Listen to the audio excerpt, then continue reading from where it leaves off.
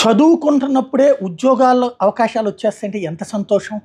చదువుతున్నటువంటి సందర్భంలోనే ఏదో ఒక సంస్థతో ఆ విద్యా సంస్థ టైఅప్ అయితే అందులో ఇంటర్న్‌షిప్ అయితే 2 రకాల బెనిఫిట్. ఆ సదర్ కంపెనీకి తక్కువ ఖర్చుతోనే మనిషి దొరుకుతారు.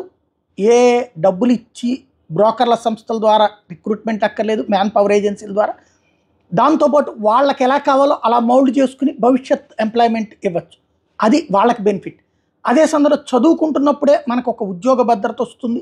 ఇది యువతకు బెనిఫిట్. ఈ రెండిటికి కలిసి వచ్చేటువంటిదే ఇప్పుడు నరేంద్ర మోడీ సర్కార్ తీసుకొచ్చింది. దేశంలోని 500 కంపెనీలతో రాబోయేటటువంటి 5 ఏళ్లలో టైఅప్‌లో భాగంగా 1,00,00,000 మంది యువతకి ఇంటర్న్‌షిప్ ప్రొవైడ్ చేయబోతున్నారు. ఈ ఇంటర్న్‌షిప్ టైంలో ప్రభుత్వం కూడా కొంత డబ్బులు వేస్తుంది. పార్టిసిపేషన్ ఇందులో కీలకమైనటువంటిది. అలాగా చేసేటటువంటి వాళ్ళకి ప్రభుత్వం రూ. 5,000 చొప్పున డబ్బులు కూడా చెల్లించబోతుంది. ఇది అత్యంత కీలకమైనటువంటిది. యువతరాన్ని ప్రోత్సహించడంతో పాటుగా అటు సంస్థల్ని ప్రోత్సహించేటటువంటి ఒక అద్భుతమైన నిర్ణయం.